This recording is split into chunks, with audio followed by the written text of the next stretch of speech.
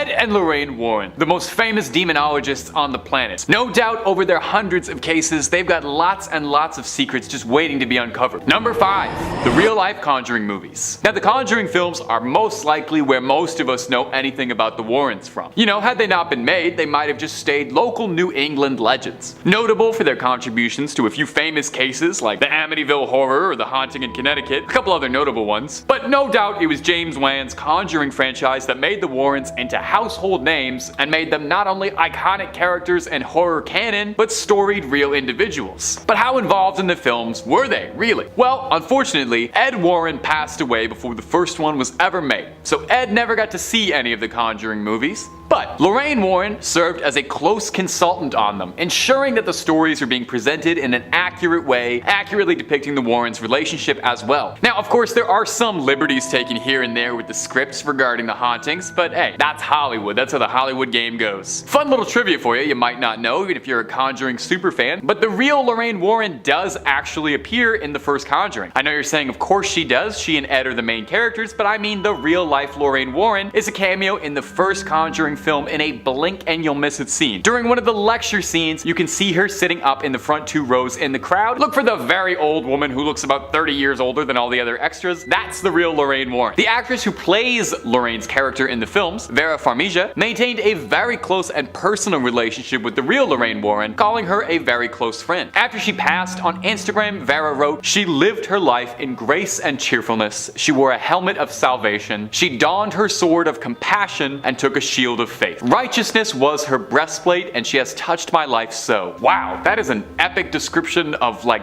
anybody. That sounds like a hero from World of Warcraft, let alone a ghost investigator. And hey, my ghouls and goblins, if you're looking for more scary content, where else could you possibly go? You are already on Top 5 Scary. If you want more stories about the Warrens, cursed items, ghosts, cryptid, aliens, and a lot more, click subscribe and stay scared, okay? Number 4. So what was real and what wasn't? Now, like I just said, The Conjuring is no doubt the most famous story involving the Warrens. But let's take a little look at how accurate the movie was to the real life case. In 1971, the Perron family moved their 5 daughters out to their new farmhouse property and claimed almost immediately after moving in that they began to notice paranormal and supernatural occurrences. The eldest daughter said, "Whoever the spirit was, she perceived herself to be the mistress of the house, and she resented the competition my mother posed for that position. Ookie spooky." So there was a jealous spirit who had some serious spectral beef with Miss Caroline Perron. According to the family, every morning the house would smell like dead bodies. Okay, I've lived in a few places like that. But what was really eerie is that Caroline Perron claims she saw a spirit in her bedroom. "I was in my bedroom about 5 o'clock in the morning when I had the first visit. I opened my eyes and I saw the most frightening thing I have ever seen in my life. It was a very tall woman. Her head was like a sack of cobwebs with little tendrils of hair hanging out." Oh, I'm sorry editors for whatever pictures you're gonna look up for that one. Sounds like they cleaned Bethesda up for the movie, to be honest. Fun fact, Bethesda also was not made up for the movie, because there was a real-life Bethesda Sherman buried nearby who lived next door to the infamous farmhouse. Now, whether or not she was a Satanist and a witch who sacrificed her child, that much we don't know. But there was really a real-life Bethesda Sherman who lived right next door to the cursed farmhouse. Now, probably one of the bigger differences between the film and the real-life case is that in the film, Ed Warren saves the day and heroically performs an exorcism. But in real life, Ed never performed exorcisms, as he wasn't a priest and it would be crossing a line. The pair were devoutly religious and believed that those without religion were more likely to be attacked by demons. Now, in actuality in the Perron house, Roger Perron actually kicked out the Warrens, and he said that they were making his wife's health much worse. The Perron family stayed in the house for 10 more years, allegedly undergoing non-stop hauntings for a decade. But man,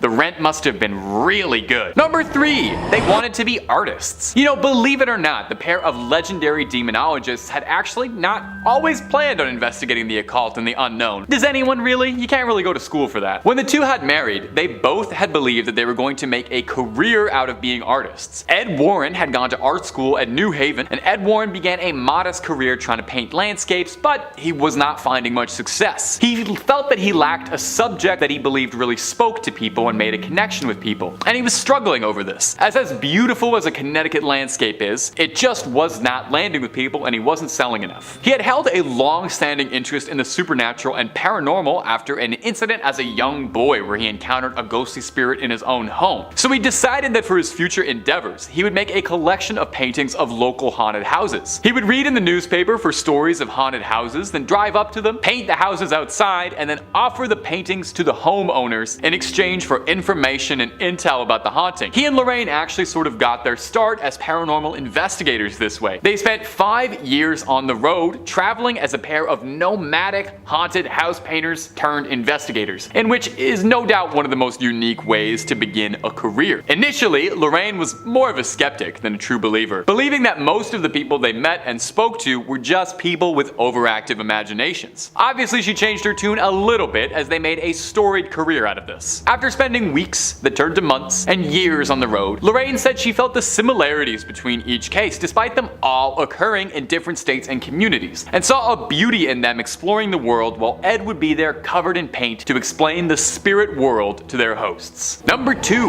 They met real young. For a pair so closely connected to the spirit world, perhaps it was fate that would bring the two together as soulmates. Ed worked at the local movie theater in town and Lorraine would frequent it. One of her friends had told her there that there was an usher there that she thought Lorraine might take a fancy to. Lorraine wasn't much interested in boys at all, and it said that she was solely focused on her schoolwork and found most young men too rough around the edges. But when she bought a ticket, she recalled being charmed by the spiffy, energetic young usher, one Ed Warren. He had his hair coiffed and his pants creased, which in 1943 was the absolute fanciest a youngster could possibly look. Ever the gentleman. After the movie, Ed offered to walk all 3 girls home, but first offered to buy them all a Coke. Listen to that, he's like a regular Archie Andrews, this guy. He dropped a hearty 25 cents getting all 3 girls a soda, which again was the biggest display of wealth anyone in 1943 could possibly have shown off. He walked Lorraine's friends home, and when it was just him and Lorraine, she thought that it might look a bit salacious if he walked her home. She elected to walk herself home to the destination. Ed,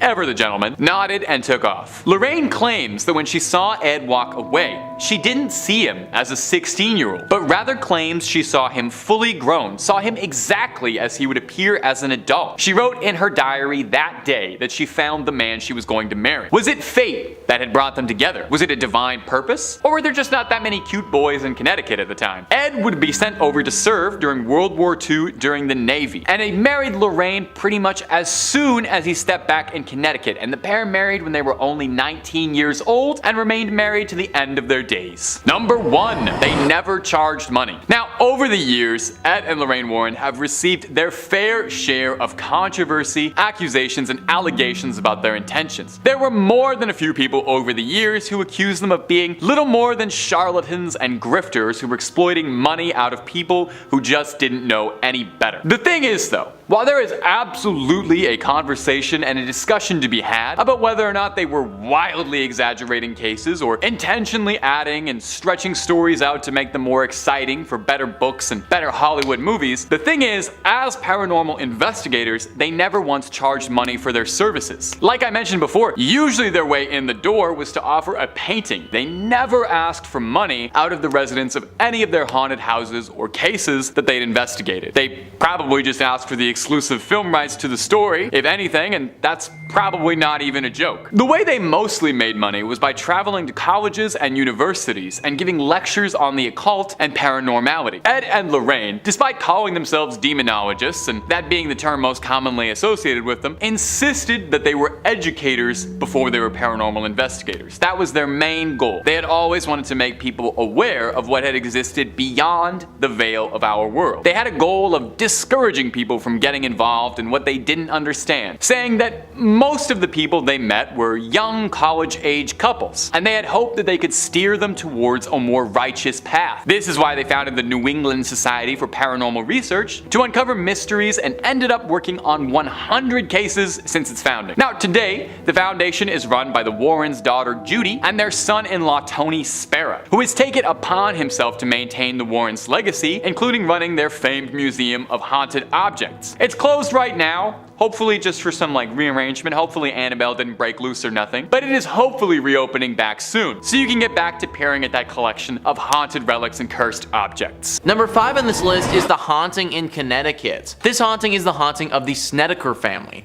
List verse writes, after renovations on the house were complete, Carmen Snedeker entered the basement for the first time. There, she found embalming equipment and body tags with the names of the deceased. The family soon realized that the house was infested with demons. Carmen witnessed the water in her mop bucket turn a different color. She recalled the mop water was blood red. I mean a deep, deep red. It made my skin crawl. The middle son said the lights were coming on and off and on and off even though there was no bulbs in it. Ed and Lorraine Warren assisted in performing an exorcism on the house, which has brought closure to the family. Since then, no further paranormal activity has occurred.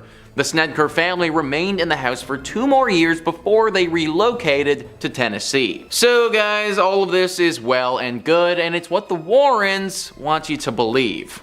Is it true? Probably not. You see, they had someone come in and write a book about the events that happened here. He went in and interviewed the family multiple times, and it turns out that they couldn't keep their story straight at all.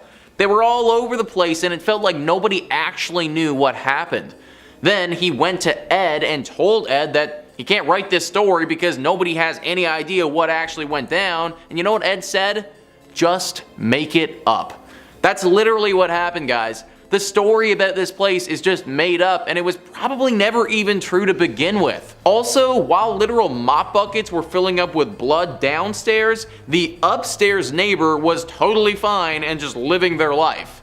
Seems kinda strange that the demonic possession would differentiate between floors, but I guess that's what the Warrens want you to think. Number 4 on this list is the vampire girl. Now this is one of those cases that, if it's true, doesn't get enough of the limelight. The Warrens have dealt with werewolves before, and we actually looked into the Southend werewolf and what it's all about in one of our previous videos. But this vampire case, it never really gets talked about. The Warrens were brought in to deal with an 18-year-old girl who was going down a path of vampirism. This girl was very interested in death and the underworld. She started performing satanic rituals by herself and, as you'd expect, ended up becoming possessed. The possession was clearly vampiric in nature, and the demon was hungry for blood. It's said that she would wait in cemeteries for unsuspecting victims and then attack them right when they got there.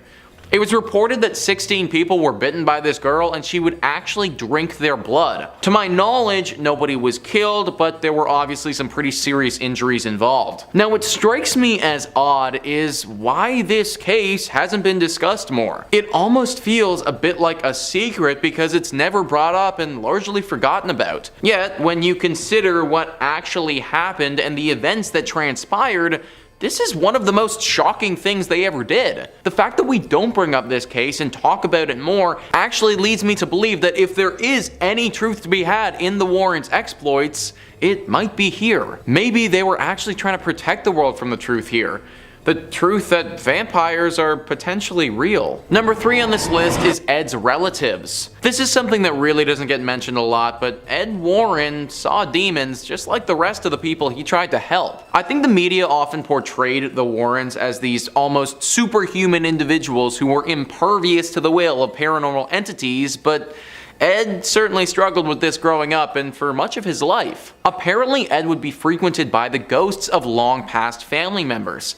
These paranormal entities would speak to him and tell him to do things. He was pretty private about what they would say to him, but we know that he did in fact get frequented by them. Who knows what they could have told him to do though, or how long he was seeing these visions. I think the reason that this was kept under wraps for a while was to preserve Ed's image as the person who comes in and saves people from these paranormal entities, rather than potentially somebody who suffers from them as well. Number 2, their relatives carry on their legacy. Although Ed and Lorraine Warren themselves unfortunately are no longer with us, they worked hard to ensure to pass on their ideas, their teachings, to ensure that their legacy would outlast their mortal forms. And I mean, that's kind of if you believe they're really gone. I mean, these people worked with spirits their whole life. They've got to be out there somewhere, their spirits guiding, right? In 1952, Ed and Lorraine founded the New England Society for Psychic Research as a way of tracking and documenting their cases. As well, famously, just like shown in the movies, Ed and Lorraine kept a magnetic magnificent museum of all the cursed relics, horrible things, and demonic objects that they'd encountered over the years in their cases, including the infamous Annabelle amongst many, many others. She doesn't quite look like how she does in the movies though, she's a little more raggedy in real life. But with Ed and Lorraine no longer around to run the society, it was now left in the hands of their daughter Judy and their son-in-law Tony Spera, who has taken it upon himself to maintain the Warrens' legacy and is a demonologist and paranormal investigator of his own volition. He inherited their museum of cursed objects and he takes care of their most dangerous ones, maintaining the rituals necessary to keep them cleansed and pure. Now,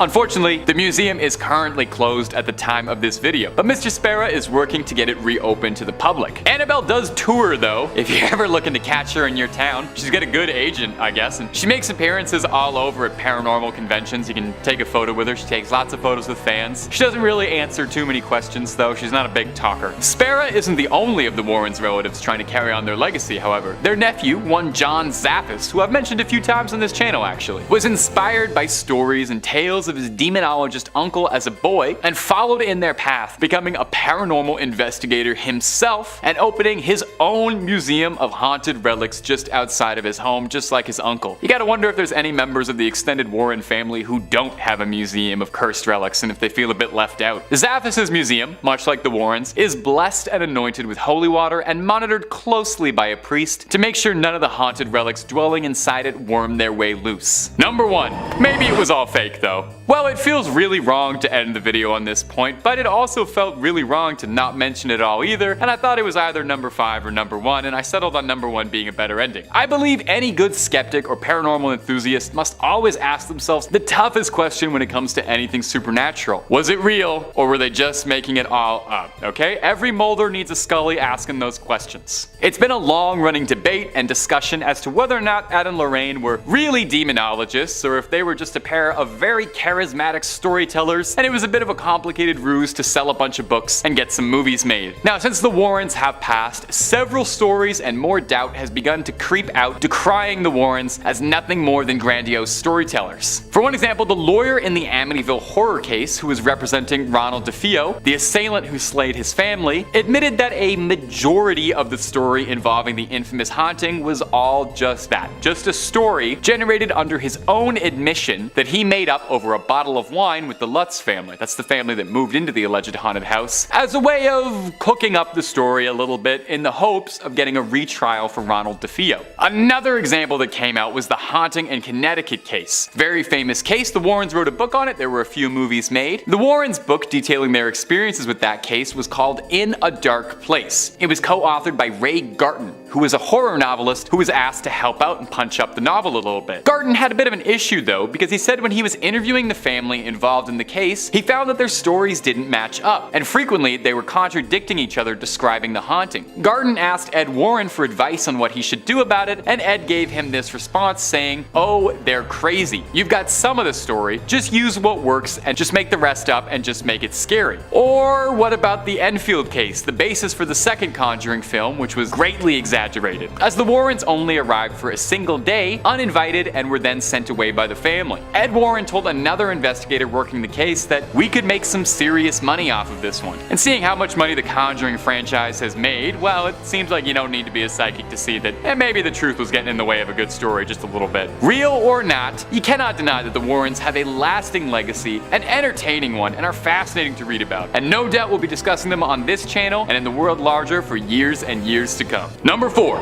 Judith Penney. Perhaps the most serious claim regarding the pair had nothing to do with ghosts or spirits, but it was the nature of the relationship with Judith Penney and Ed Warren. In 2017, evidence surfaced from Judith herself to suggest that the movies left out one of the biggest details of their lives, that Ed Warren was involved in an extramarital relationship with an underage girl. Judith has sworn that she spent 4 decades living in the Warrens' house as Ed's lover, but that the relationship began when she was 15.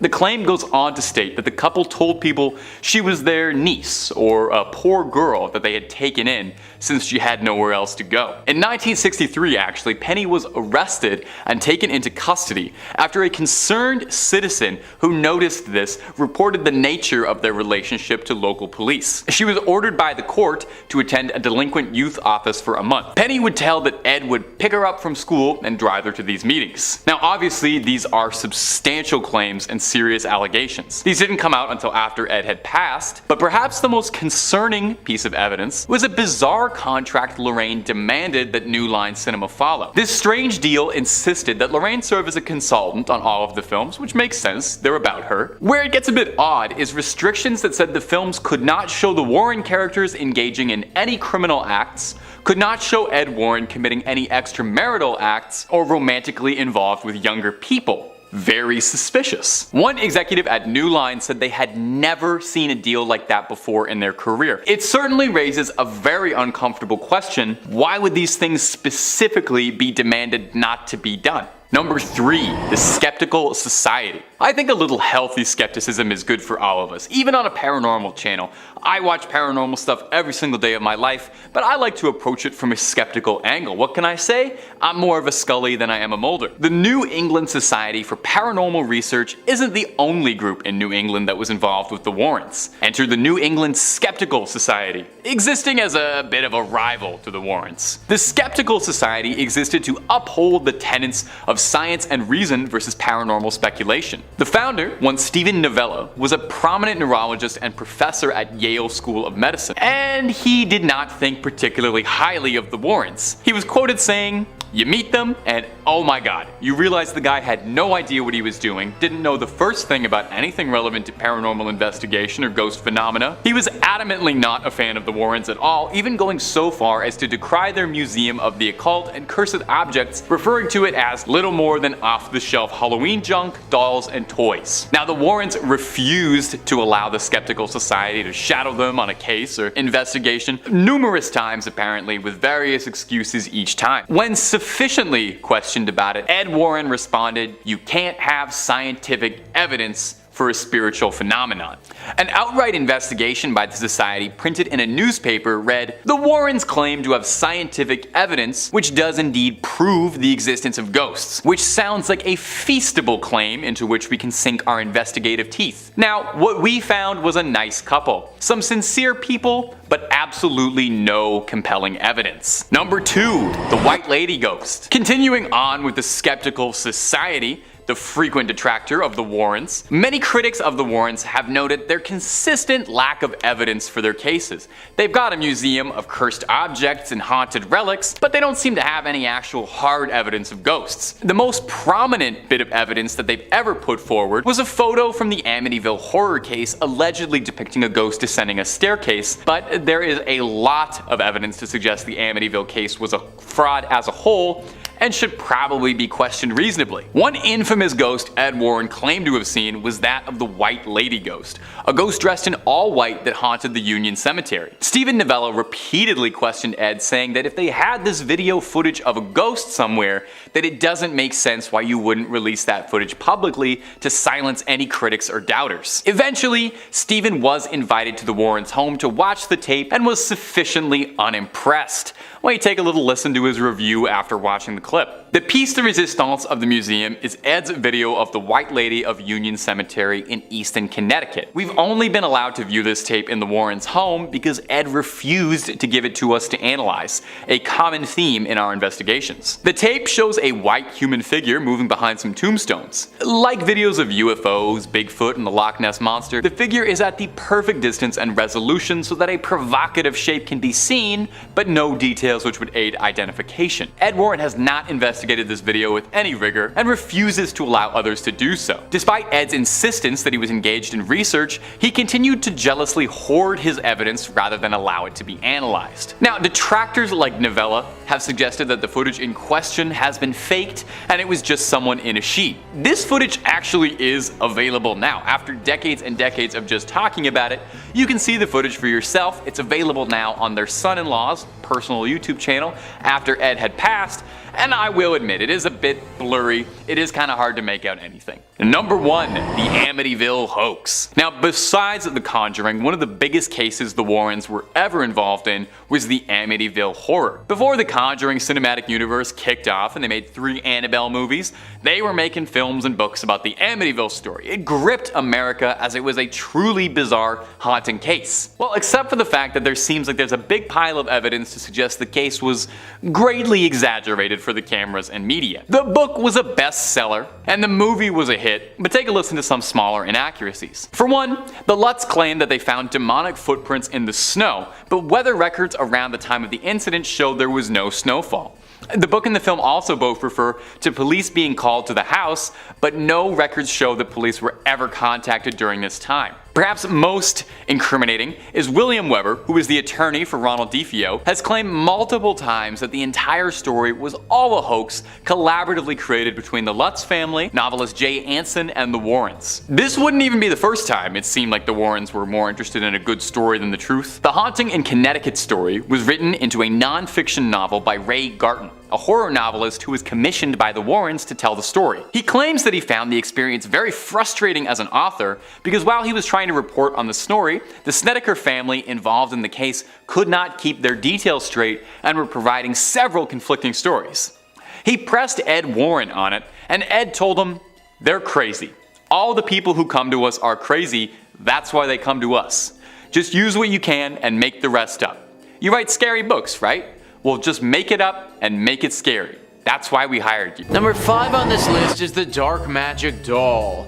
Yep, anything called the Dark Magic Doll is probably something I don't want to know about. That's most likely why Ed and Lorraine locked this thing up in their museum, because it's really not something that should be out in the public world for anyone to have. We've all heard about voodoo dolls before and the potential powers that they can have. Dolls that are made through some sort of dark ritual with the power to then affect people on a real life basis.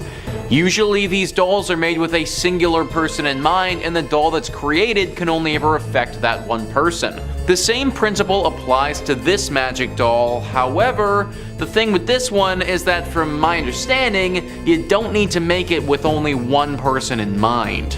Simply using the doll while picturing an individual should create the same effect as a voodoo doll. It's said to use this thing, you need to hang it from its neck, and then the person that you have in mind is going to get sick and eventually die. Now, I'm not sure if you can use this doll more than once, or if it's just a one-off, but it's probably a good thing that the public doesn't know such information. Think about how dangerous this doll actually is, especially if it got into the hands of the wrong person. Somebody who wanted to inflict harm onto someone else could easily do so from the comfort of their own home, and nobody would be the wiser. To make this doll requires some pretty dark rituals and some sinister magic, but the Warrens were pretty secretive about the exact process of constructing this thing, and again, probably for the best. Having information like that out in the open on how to make such a deadly and dangerous doll just isn't safe for anybody. Right now, the only known doll is currently locked up in the Ed and Lorraine Warren Museum. Hopefully it stays there and we don't ever see any more of these creepy things popping up in the world again. Number 4 on this list is the Smurl haunting. So we've all heard about Amityville and we've heard about the Enfield poltergeist, but one haunting that didn't get talked about nearly as much was the Smurl haunting.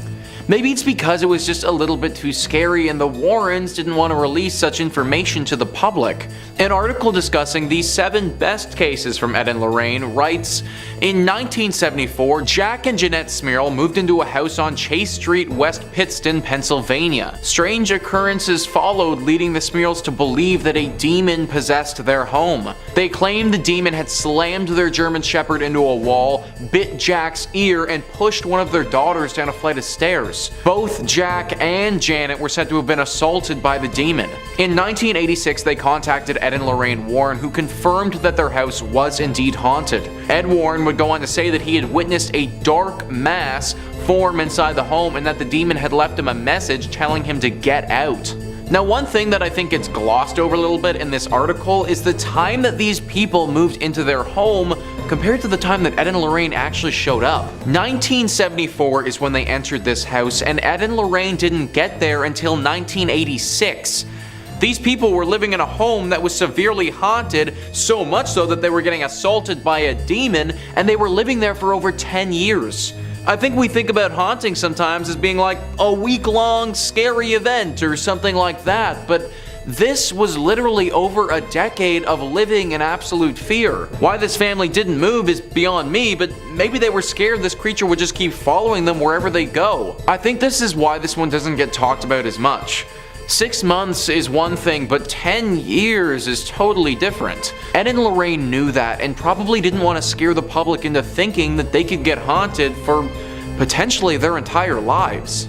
Number 2, the Southend werewolf. This is maybe one of the odder cases in the Warrens' history, which is really saying something since the only thing the Warrens ever investigated was incredibly odd cases. This one was back in England again, in Essex. The Warrens got word of a particularly unusual case. This wasn't a haunted house or a poltergeist or a suspected demon possession or anything. This was someone claiming they had come down bad with a case of lycanthropy. There was a bad moon rising over Essex. A carpenter by the name of William Ramsay had claimed that since his youth, he had been cursed into transforming into a werewolf. Not every night or on full moons, but seemingly random times, the spirit of a wolf would overtake him and he would go feral. It hurts seeing someone live out your childhood dreams like that. He claims that he's been plagued his whole life, and his first transformation occurred when he was a boy. He was playing outside when he felt an icy breeze coming over his skin, freezing his sweat to his skin. He then said he felt a primal bloodlust and hunger coming over him, and he was overwhelmed by a pungent, awful odor. He flew into a fit of rage and found himself shredding a fence post with the fence still attached and chewing at wire mesh. Now for years he wrote this off as a strange incident. You know, something that every boy goes through when you're growing up. Puberty's a strange time. It wasn't until 1983 that the wolf came out to play again. William was out at the pub with his friends when he felt that familiar chill come over him. He felt the sweat freezing to his skin and excused himself to go to a bathroom, and claims that when he looked into the mirror, all he saw back was a wolf's unmistakable snout and yellow eyes staring back at him. He called the cab home but had to be held down by the driver because he was thrashing and lashing out at the driver and other passengers. Eventually, he composed himself. I think they gave him a milk bone, and he tried to live quietly after these incidents. It was in 1989 when Ed and Lorraine caught wind of the case. They invited him to get to Connecticut for a personal exorcism. I thought it was silver bullets that dealt with werewolves, but I guess that's probably a more permanent solution. Exorcism was probably the right way to go. Initially, William was skeptical, which I find kind of interesting. You turn into a werewolf, but you're skeptical that an exorcism will make a difference? Anyway, he ended up visiting, and reports claim that after a long night of violent thrashing, the wolf was finally exorcised, and since then, William Ramsay was able to find peace. And number 1, the Satanic idol. I don't know, Ed and Lorraine, a satanic idol? A human skull? Well, those things sound like they could be haunted. Do you guys like haunted things? No way a satanic idol and human skull that were involved in dark rituals are haunted. No way. The skull was given to the Warrens as a gift, which is kind of an odd gift to someone, but hey, they were kind of odd people, so they were probably thrilled to death with it. Now the idol is a different story. The tall, slender, bizarre idol doesn't immediately scream Satan or satanic, but you can take a look at it and you'd kind of be unnerved. This is not the kind of thing I would bring in off the side of the road. It's not the kind of thing you'd want to catch in the woods, and yet for one lonesome hunter, that is exactly what happened. Apparently the idol, and the skull with it, were taken from the woods nearby to the Warren estate by a local hunter who'd found them. The hunter claims he was approached by a man in mysterious black garb who ushered him away. Now obviously he was a little shaken and stirred by such a bizarre experience, so he went to the only people he thought he'd be able to trust with something like this, the Warrens, and took the idol to them for safekeeping. After he brought it to them, Lorraine felt deeply ill with no one able to diagnose what was happening to her. Ed believed that his family was being targeted for welcoming the idol into their home. You'd think that a demonologist would have seen that one coming, but hey, we all make mistakes. Lorraine recovered, and although no details emerged on how she did or what they did to purify and cleanse the idol, we can assume most likely it was probably blessed, exorcised, and doused in holy water of some kind, otherwise it wouldn't be fit to sit amongst their other treasures. It now rests inside the museum, alongside all of their other haunted relics. It's evil waiting inside, as it waits patiently for a Hollywood executive to come to it, and it's open to offers for a 3-picture deal with spin-offs included. Number 5, the Amityville horror photo. The Warrens had been around. claiming to have seen 10,000 cases in their lifetime. But there are few of many cases that got them as much renown and people talking as the Amityville horror case. Way before there were any Conjuring movies, way before it was a smash hit franchise, they were already making tons of movies about Amityville. The Warrens have been in the silver screen since the beginning. Amityville, Long Island was the center stage for the most infamous and strange case in America. In 1974, the house had been owned by the DeFeo family, until one day, Ronald DeFeo Jr. went one by one with a rifle and claimed the life of every member of his family, later going on and telling people that spirits had commanded him to do so. After this horrifying event, a year later, the Lutz family would move in, not much bothered by the house's dark history. You know, in this market, you gotta take a good deal on rent wherever you can get it. During the first month of living there, they realized almost right away that something was wrong. Swarms of flies, banging noises, and spectral apparitions of monstrous animals or phantasmal beings that the real estate agent definitely did not mention. Now, the Warrens were called in as they were experts in the paranormal, and they were called in to investigate the haunting and see if there was anything they could do. They brought with them camera crews and tried to record their findings, most famous among them a photo of what appears to be the ghost of a boy with shimmering eyes staring down from the stairwell. It's truly chilling stuff. Now, it has to be addressed even by skeptic standards. Sorry, we gotta play Scully, can't all be Mulder over here. That there is a lot of debate as to whether or not the Amityville horror was more like the Amityville hoax. George Lutz, the father of the Lutz family, contacted the DeFeo's lawyer, William Weber, and said he was trying to get a book written up about the client. And Weber had told news media that the haunting was all just a story he had made up with the Lutz family over a bottle of wine, in the hopes of getting a retrial, and in the hopes of getting a little bit of change for the Lutz family. So, what do you think? Was this America's most famous haunting, or was it just a fantastic backdrop for a series of okay movies? And my ghouls and goblins, if you're looking for some more terrifying true tales, or tales that ain't so true, from ghosts to cryptids to aliens and a whole lot more, Top 5 Scary has all of that and then way more. Drop a like and subscribe and stay scared. Okay, moving on. Number 4.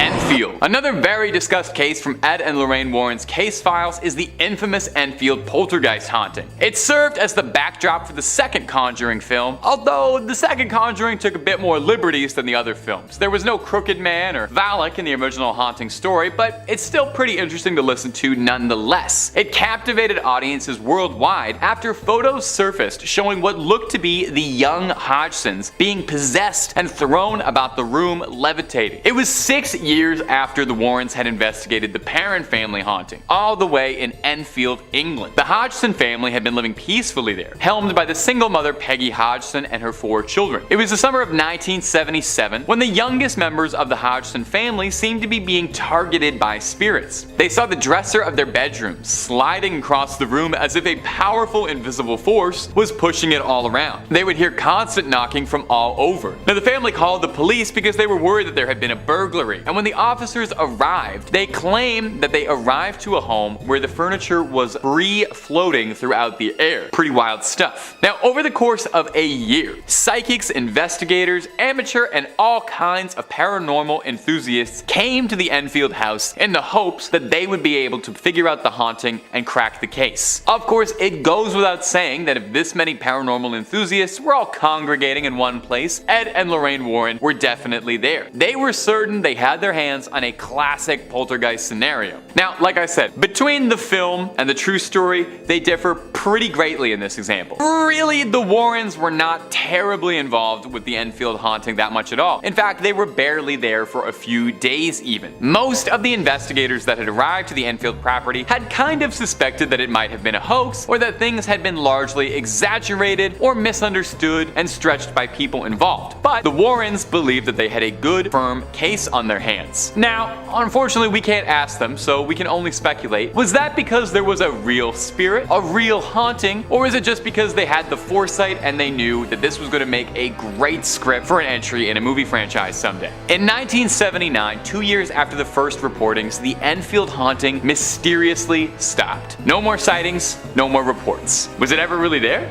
Number 3. The Shadow Doll. When you enter the Warrens' Haunted Museum, one of the first things you'll see is this frightening little doll, affectionately dubbed the Shadow Doll. It's made of bird feathers and real human teeth. Oh, that's just lovely, thanks. It's currently owned by Tony Spera, the son-in-law of the late Warrens and the current proprietor of the museum. He offers a little bit of insight into the doll's unique history, saying it was originally acquired at an antique shop where it was being sold with the owner unaware of the doll's negative energy, which I feel that is totally on you. You're running an antique store and you're not a little bit concerned that someone came to you with a doll with real human teeth and bird feathers? I feel like you don't need to know that much about the occult or to be a big horror movie guy to know that is definitely cursed. If somebody comes in and drops a doll off of your store that has human teeth, your first response has to be to chuck that thing in the ocean, not put a $14.99 price tag on it. Oh, anyway, Spera claims the doll has an insidious little gift inside of it, and that's if you take a photograph of the doll and then the photo develops, you write a curse that you'd like to inflict on the back of the photo, and then you send it to your victim. The person who then opens the envelope and sees the doll in the photo will invite the curse into your home. And I know what you're worrying about right now. Are you cursed right now watching this video?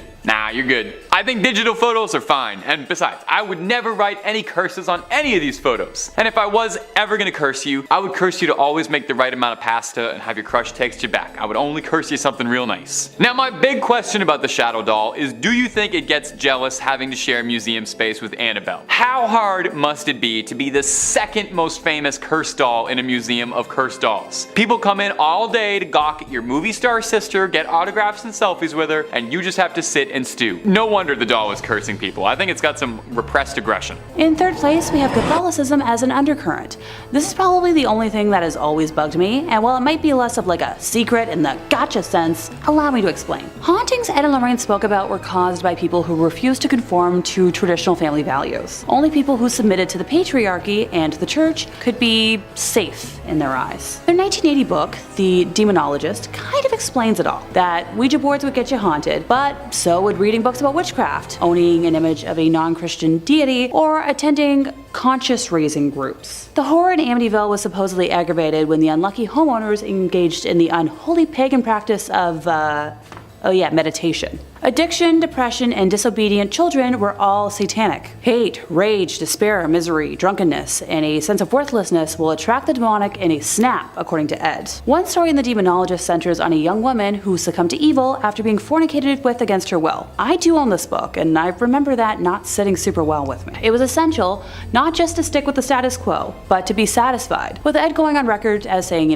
that a happy home is one's best defense, and even the most powerful exorcism will be effective only if you keep up an emotional atmosphere that does not attract such entities. And while I do believe this to an extent, not so far as Ed does. That atmosphere would involve going to church, by the way, saying that once a week was a good start. Yeah, I don't go to church. When you really think about it, the Warrens' entire basis of work kind of relied on victim blaming, evil that could, only happen to people who were already evil themselves. So personally, I don't agree with this whatsoever. Bad things do happen to good people, and not just because they don't follow Catholicism doesn't make someone evil. If you don't see what I'm seeing, allow another quote from Ed to help clarify things.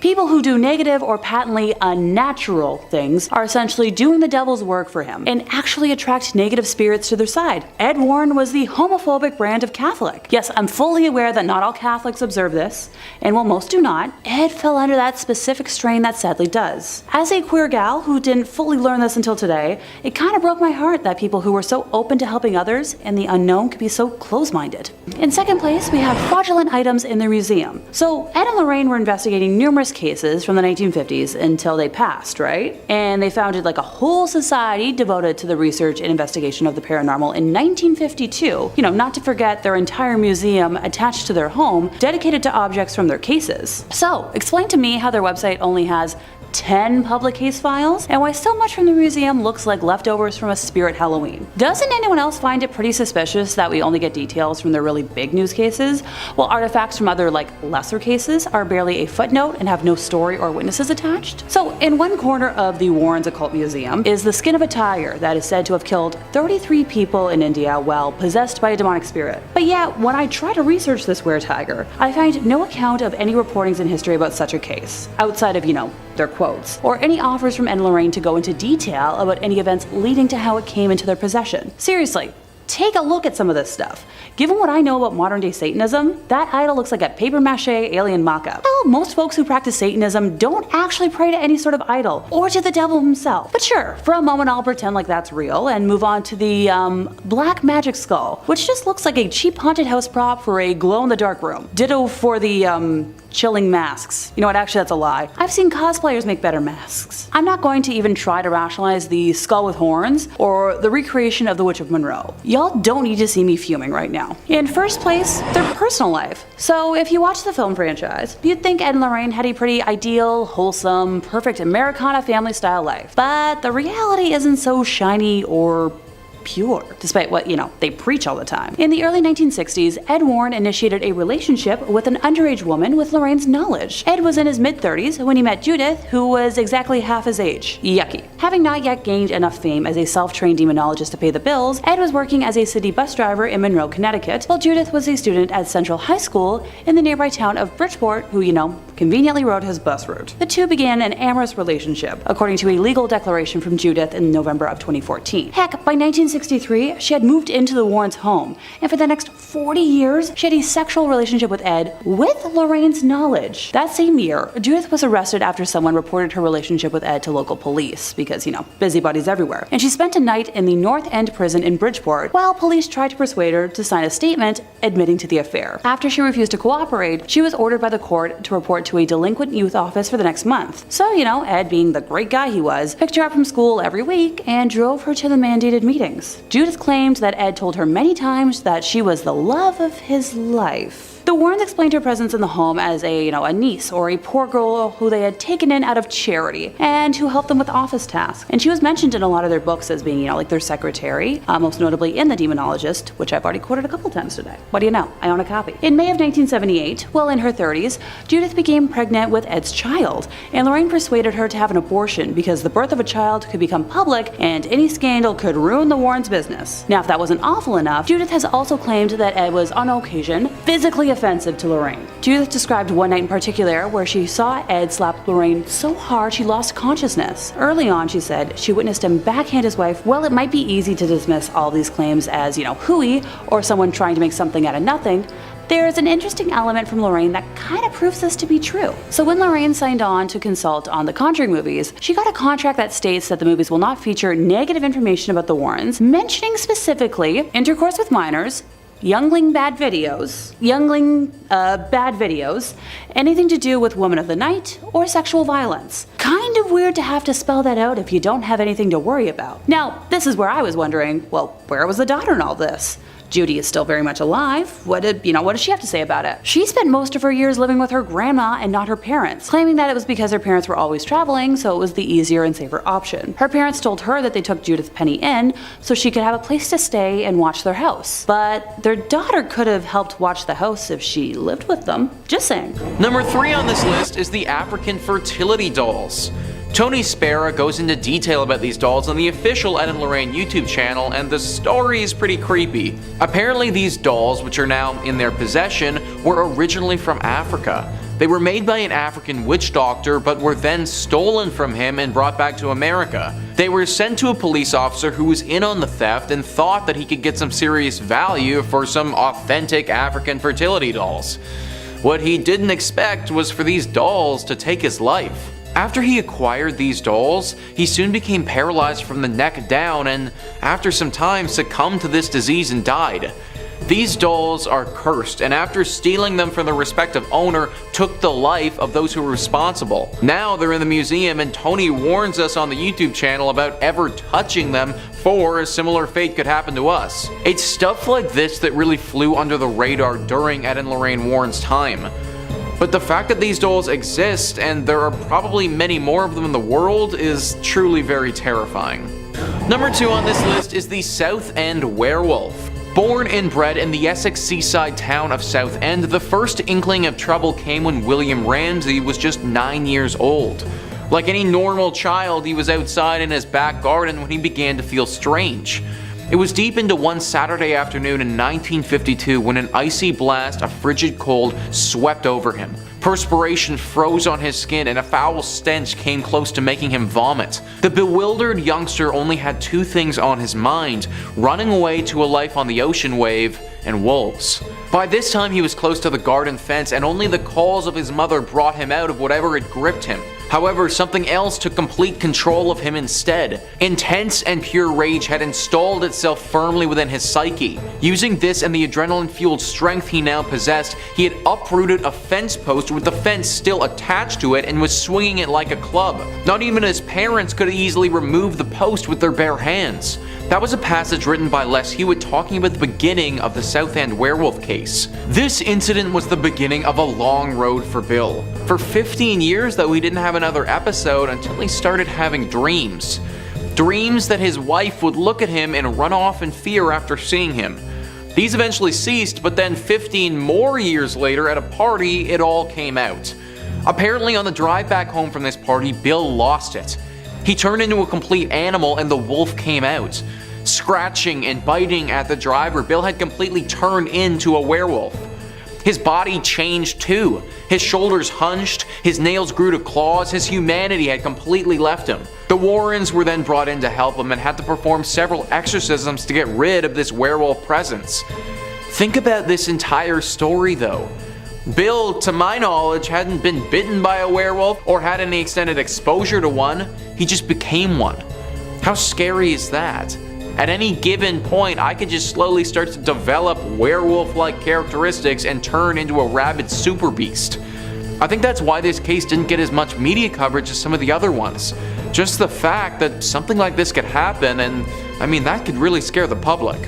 And finally, number 1 on this list is the shadow doll. So we already talked about some other dolls, but this takes it to a whole nother level. You know the horror movie franchise Chucky? Where the doll is possessed with a serial killer and it's out to get people, like that whole bit? Well, this doll makes Chucky look like the sort of thing you invite to your kid's birthday party. Yeah, it's pretty freaking bad. The shadow doll, for one, looks absolutely terrifying.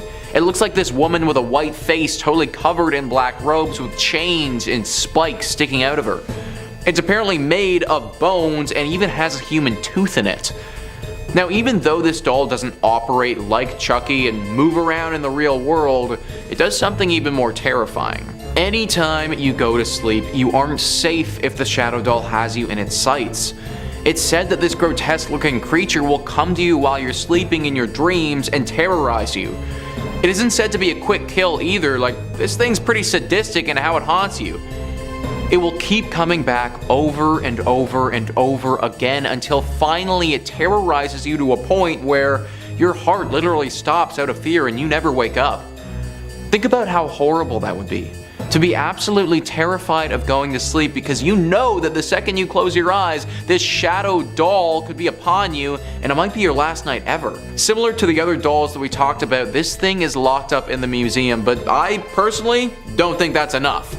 I know that the Warrens like to show this stuff off, but honestly, screw it. This thing is far too dangerous, burn it with some fire, and let's be done with it. In 5th place, their origins in the profession. Honestly, before today, I never really dug too much into the personal lives of Ed and Lorraine Warren, preferring to focus my interest on their professional work, and only really knowing about their daughter Judy from the rare time they mentioned her in one of their books, and her husband because of all the rare footage he's publicized since Ed and Lorraine's death. Outside of the Hollywood romanticizing, which I promise I'll touch on eventually, how did Ed and Lorraine actually fall into this line of work? So Lorraine was 9 when she first saw auras. She thought everyone saw them, but found out quickly otherwise when she brought it up at her Catholic school, when she compared the lights surrounding the Mother Superior and Sister Joseph, and was told immediately to never talk of what she saw ever again, learning to, hide her gifts or joke it off. Ed, on the other hand, grew up in a haunted house. He'd look into closets and see faces, one specifically of an old lady. The temperature in his room would drop and he would hear footsteps and heavy breathing. When he brought it up to his father, he was told that, there's a logical explanation for everything,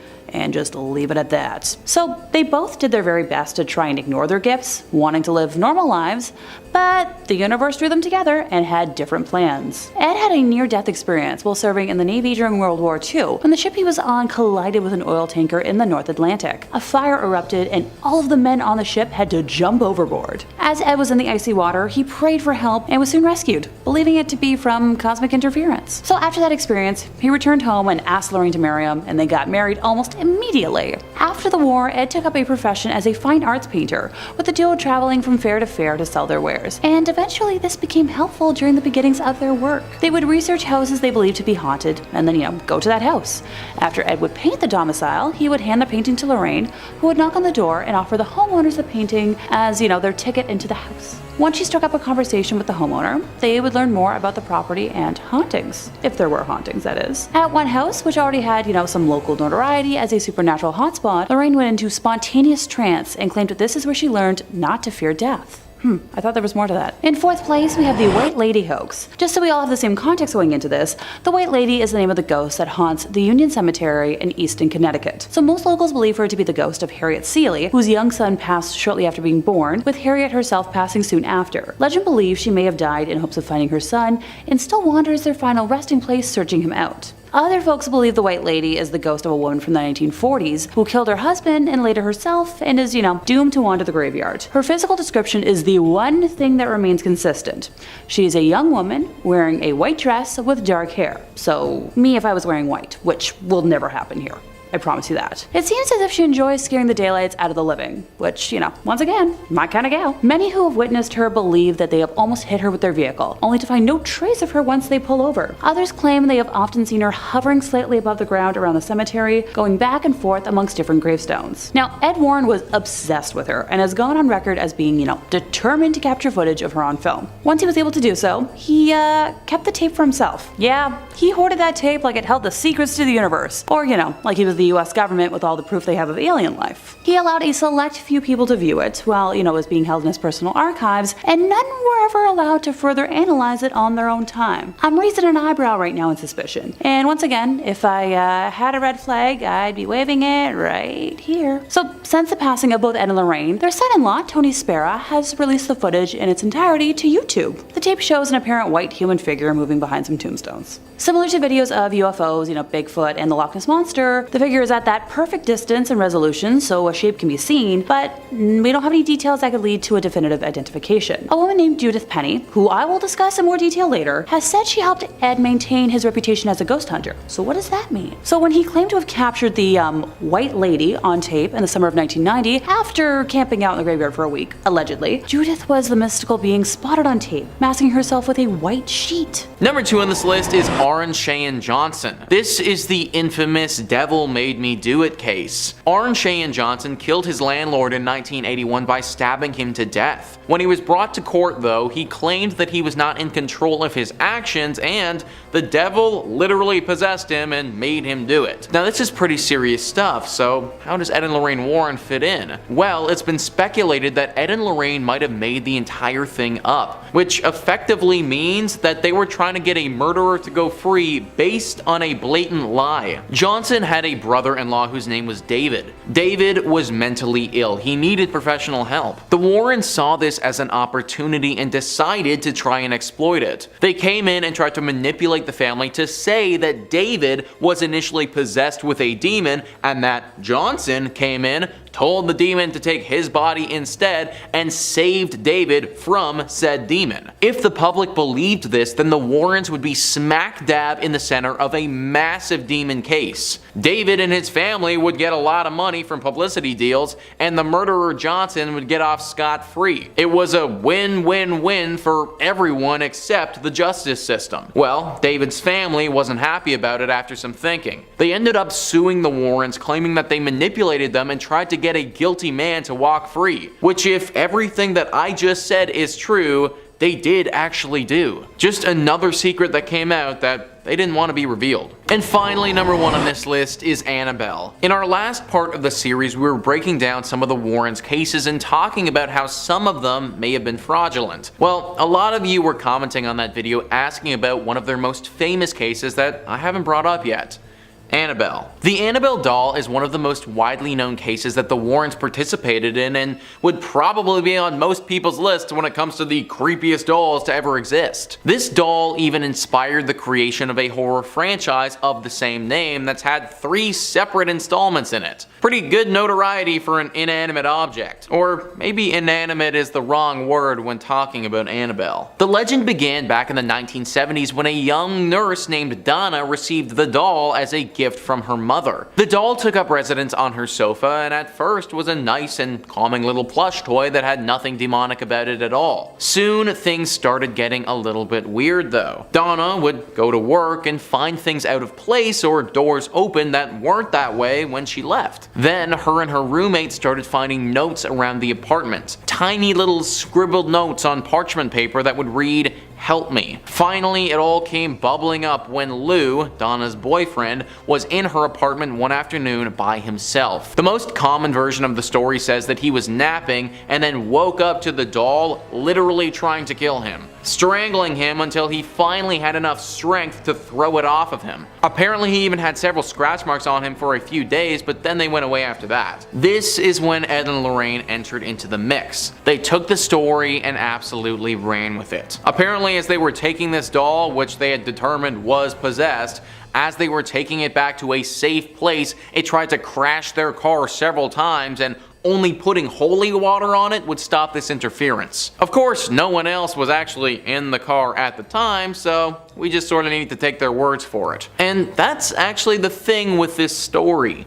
The only actual evidence or proof about this doll is that they told people it was haunted. There's no video of it moving, there's no pictures of it acting crazy. Anytime I've seen it, it just looks like a regular doll. Because of this, we can't say that it's fake, but we also can't really say that it's real either. I will say, after everything we revealed in the last video, I'm starting to have a hard time just accepting what Ed and Lorraine tell me. So honestly, Annabelle being fake could definitely have been another one of those secrets that they just didn't want us knowing about. Number 5 on this list is the relationship. As we'll look at a bit later in this video, Ed and Lorraine's relationship might not have been all it was cracked up to be. The couple that inspired The Conjuring have often been talked about as being one of the greatest married couples ever. In the movie The Conjuring, the pair very clearly have each other's back, and it's clear that there's a deep foundation of love between them. Or at least that's how the movie likes to show it. Real life may have been a lot different. Judith Penney was someone who would have had access to the Warrens' relationship and would have been able to see it behind closed doors. We'll get into why that is the case later and explain who Judith Penney is, but for now, just take my word for it. Apparently, she has come out and said that the Warrens' beautifully loving relationship that we saw on screen is all a bunch of baloney. In truth, Ed was extremely violent and toxic to Lorraine. This toxicity would manifest itself in many different forms. Oftentimes it would come out in harsh, verbal abuse that felt as if it was coming right from thin air, totally unprovoked by Lorraine. However, occasionally this would manifest into physical abuse. Judith has come out and said that one particularly bad evening she saw Ed backhand Lorraine across the face with all his might, and apparently she lost consciousness. Now Lorraine wouldn't just sit there and take the abuse either, she would fire her own shots as well. Judith thought that some evenings one of them wouldn't even be waking up the next morning based on how much they were fighting and how intense it would get. This has all the telltale signs of a horribly toxic relationship. The pair were just very good at hiding it. Number 4 on this list is the Amityville horror story. I feel like you've heard this story before, guys. Arguably the most famous of all the Ed and Lorraine Warren cases, this singular case launched the pair onto the main stage as being some of the biggest demonologists and paranormal investigators on the planet. Therefore, it was incredibly important to their image and their brand that this story was believed by the public. Fact of the matter is, though, they made the entire thing up. Ronald DeFeo Jr. was the spark behind this entire story. In 1974, Ronald gunned down his entire family in that home for seemingly no reason. He was later sentenced to life in prison for his crimes and died behind bars at age 69. These murders were brutal though and were heard nationwide. That's why when the next family to move in claimed the house was haunted, it actually got a ton of attention. The family said that slime would appear all over the place with no apparent origin. Things would swing open and objects would fly around the room. The house itself could simply not warm up and would stay incredibly cold for weeks on end. The media got wind of this, and so did Ed and Lorraine. They went into this place and went on to have their most successful case ever, ultimately concluding that the house is in fact haunted. However, this just simply was never true. The family's lawyer later came out and said that they collectively made up this story together and thought it would get a lot of traction over a few bottles of wine. The Warrens' initial success literally started by a few drunk people deciding they were gonna pull a trick on everyone. Even though this news came out, the Warrens have always held strong onto the fact that the house was in fact haunted. Number 3 on this list is Judith Penney. Ed and Lorraine Warren were married right up until Ed died back in 2006. The couple had been together for a long time and shared quite the life together. I mean, think about all the crazy things that they did. I highly doubt that many people can say that they stopped ghosts around the world and became famous together. While they were at the height of their success, they looked like a power couple. A real duo that you wouldn't want to trifle with. Ed and Lorraine Warren together taking on the world one ghost or possession at a time. Well, during all of that, although it looked like it was just the two of them, there was actually a third. Judith Penney has come forward and said in a sworn statement that she had a relationship with Ed Warren for 4 whole decades.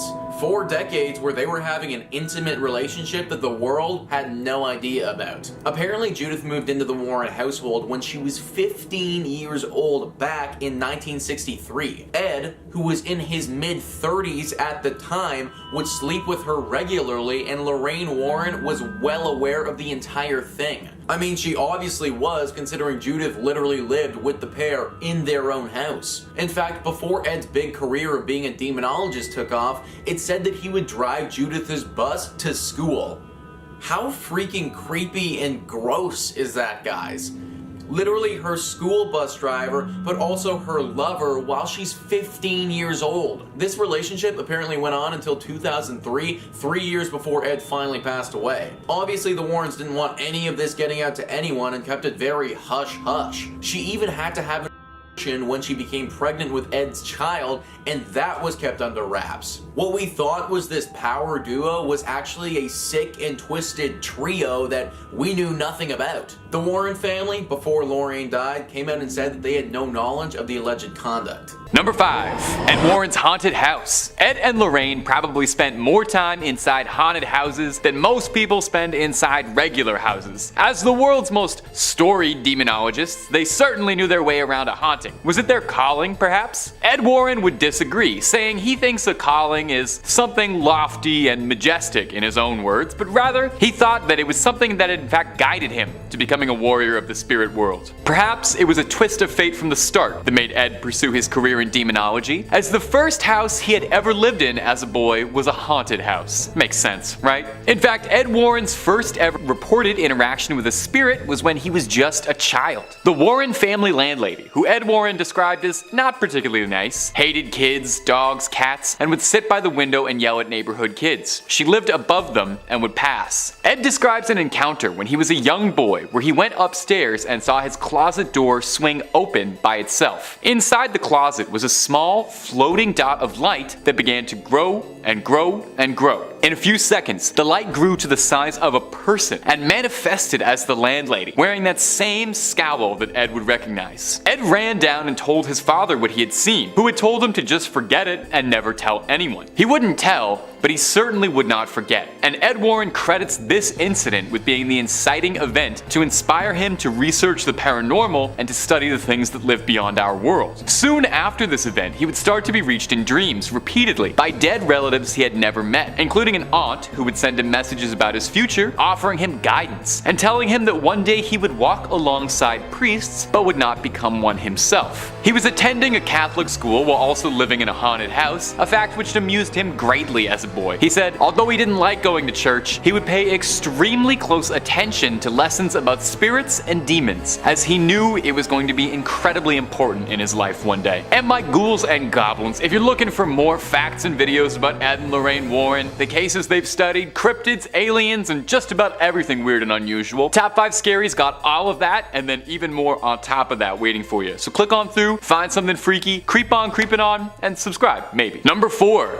Lorraine's abilities. Much like her husband Ed, Lorraine would know from a very early age that the spirit world was reaching out to her. Barely even 3 blocks away from Ed Warren, Lorraine lived. Was it fate that had brought them together? Some divine purpose? Or a happy coincidence because they lived pretty close together? Lorraine Moran had a knack for extrasensory perception, and as a young girl had believed that everyone had this sixth sense that they had access to. She didn't know that we're not all psychic. Sorry, Lorraine. At the time, Lorraine was attending a private all-girls academy, and one Arbor Day, the nation's favorite holiday and every child's favorite holiday, her class was planting trees outside in the front, and Lorraine found herself distracted. She describes how as soon as the girls in her class had planted the sapling, she looked at it and saw it not as a sapling, but rather vividly saw it as a completely full-grown tree, with its branches stretching outwards into the sky, its leaves blowing and falling. Lorraine said it was indistinguishable from the real thing, not like a hallucination, like she could see it right in front of her. She said she couldn't even tell that it was a second sight. She was completely lost in the majesty of the tree when her teacher asked her what she was doing looking so intently. She said she had been staring at the full-grown tree. Her teacher, confused, asked her if she was seeing the future, and rather matter-of-factly, Lorraine responded that yes, she was. Although Lorraine thought answering honestly was the right thing to do, she was sent to a weekend church retreat to pray and pray and pray away her delusions. Lorraine learned rather quickly to keep mention of her extrasensory vision to herself, as most people in small-town Connecticut didn't quite understand her abilities. It wouldn't be until she was 18 years old and met Ed Warren that she would find a confidant who understood what she saw and how she could use her gift to help people. Number 3. How psychic is she? Naturally, Lorraine's psychic abilities came into some scrutiny. I mean, that does make some sense. I mean, you claim you're psychic, people are gonna ask you all sorts of annoying questions like, are you really?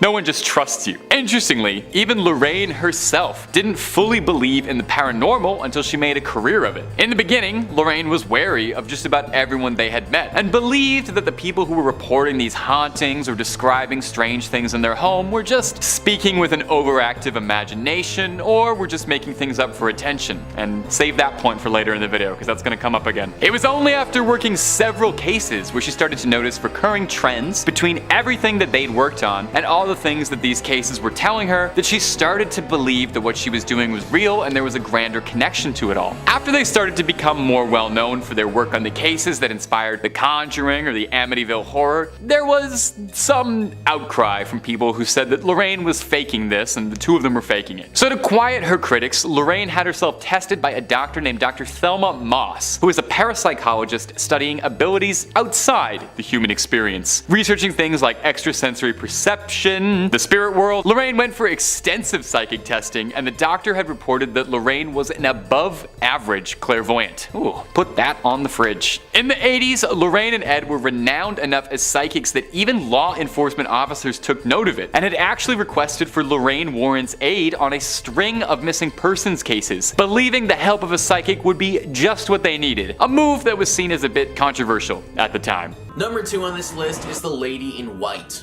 The Lady in White was a ghost that was said to haunt the Union Cemetery in Connecticut. This was another one of the Warrens' most famous cases and gained a ton of notoriety. Well, sorry to burst your bubble, guys, but it's fake. Let's roll a clip of what is supposed to be evidence of the Lady in White.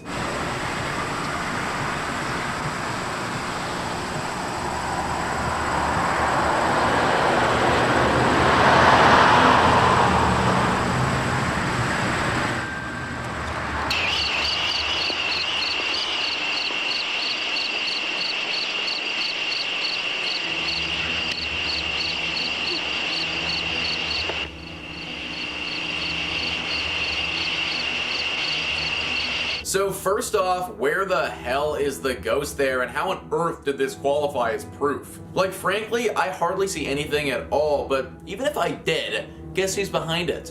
Judith Yeah, the girl that Ed had an illegal relationship with was the lady in white, literally dressed up in a sheet, and the pair took some grainy pictures and videos together and claimed it was evidence. Just another secret that the Warrens tried to hide, but eventually it's bubbled to the surface. And finally, number 1 on this list is the smoke and the mirrors. We've already talked about the Amityville horror house and the lady in white here, and about how they're all fake. Well, guess what, folks? I hate to do this to you, but they ain't the only ones. Everything the Warrens did was just a bunch of smoke and mirrors.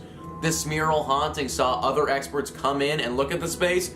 Nothing was wrong with it. Some of the exorcisms they performed, those people weren't really possessed by the devil, they were mentally ill people that the Warrens were preying on. The whole story about how they cured someone of being a werewolf, like, that doesn't even make any sense. Smoke and mirrors. That's what the Warrens' career was. Now, that's not to say that they didn't inadvertently stumble upon something paranormal every now and again. I mean, if you believe in that sort of stuff, then they must have, based on how active they were in the community. But basically, a lot of our favorite stories that rocketed them to the top of the demonology community are completely fraudulent. I guess it's not the worst thing in the world to know that we aren't living among as many ghosts as the pair claim that we were.